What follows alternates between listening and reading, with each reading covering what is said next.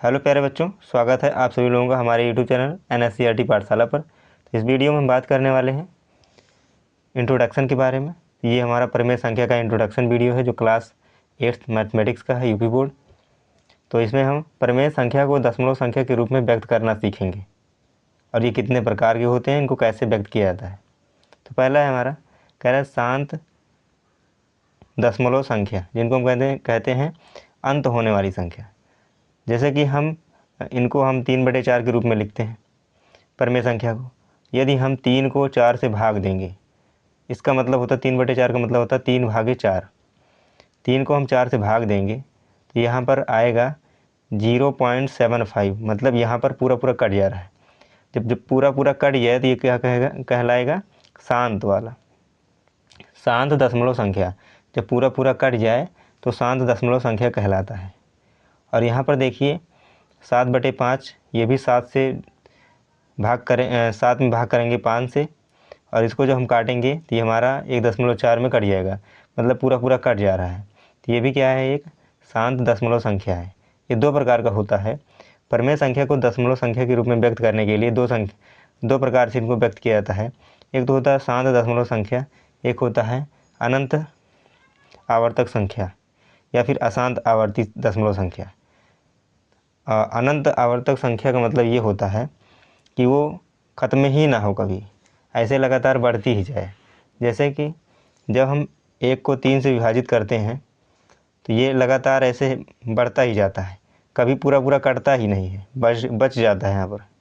तो 0.333 ऐसे बढ़ता जाएगा। तो इसको हम लिख सकते हैं, यही 3 बार बार आ रहा है तो 3 ऐसे लिख के ऊपर एक बार का साइन लगा देंगे, चिन्ह लगा देंगे।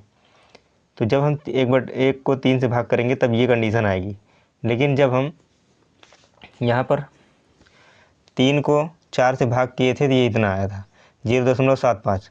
तो यहाँ पर पूरा पूरा कंप्लीट कट जा रहा है, इसलिए इसको हम शांत दशमलव संख्या कहेंगे।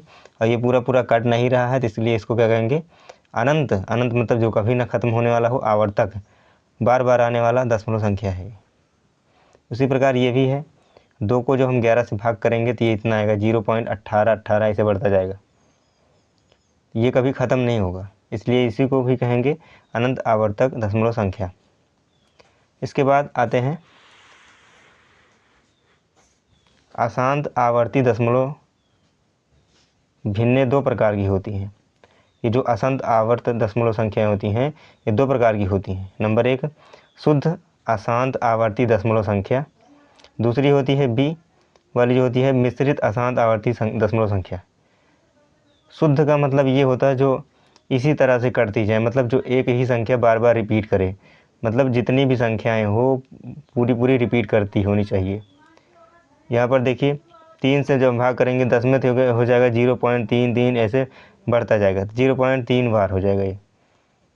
इसके बाद मिश्रित अशांत आवर्ती दशमलव संख्या में क्या होगा कि 1 को हम जब भाग करेंगे 6 से तो ये लगातार क्या होगा 0.1666 ऐसे बढ़ता जाएगा। यहाँ पर देखिए 1 तो सिर्फ एक ही बार है और 6 बार बार यहाँ पर क्या हो जा रहा है, बढ़ता ही जा रहा है। तो यहाँ पर क्या हुआ, ये तो मिश्रित हो गया, क्योंकि ये तो बढ़ नहीं रहा है, यही बढ़ रहा है, तो इसमें मिश्रित हो गया है।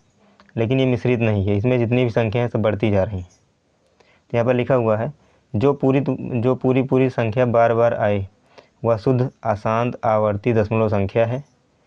और कह रहा है, और इस वाले में 1 को छोड़कर केवल 6 ही बार बार आ रहा है, अतः यह मिश्रित अशांत आवर्ती दशमलव संख्या है। इतना समझ में आया होगा, उम्मीद करता हूँ। इसके बाद आते हैं प्रमेय संख्याएं P/Q अपने सरलतम रूप में, जहाँ Q नॉट इक्वल टू 0, मतलब Q 0 के बराबर नहीं होगा। ये 2 प्रकार से हम इसको विभाजित कर सकते हैं। ये एक होगा शांत दशमलव संख्या, एक होगा अशांत आवर्ती दशमलव संख्या। अशांत जो होगा वो बार बार आएगा, उसे इसीलिए उसको हम कहेंगे आवर्ती, और जो शांत होगा पूरी पूरी कट जाएगा। यहाँ पर देखिए कह रहा है Q के अभाज्य गुणनखंड, ये जो P/Q के रूप में होता है, मतलब 3/8 है, 3/8। तो ये क्या है P/Q, ये Q वाला नीचे है और P वाला ऊपर है।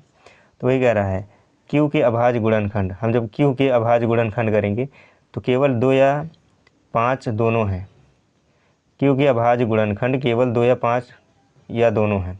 इसमें या तो दोनों आने चाहिए या तो कोई एक आना चाहिए, 2 या 5 में से, तभी यह क्या होगा, शांत दशमलव संख्या होगा।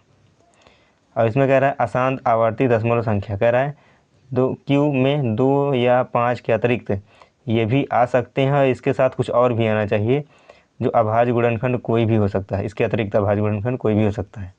जैसे कि यहाँ पर देखिए 21 को हम यहाँ पर अभाज्य गुणनखंड किए, तो यहाँ पर देखिए 3 और 7 आया है, 3 गुणे 7।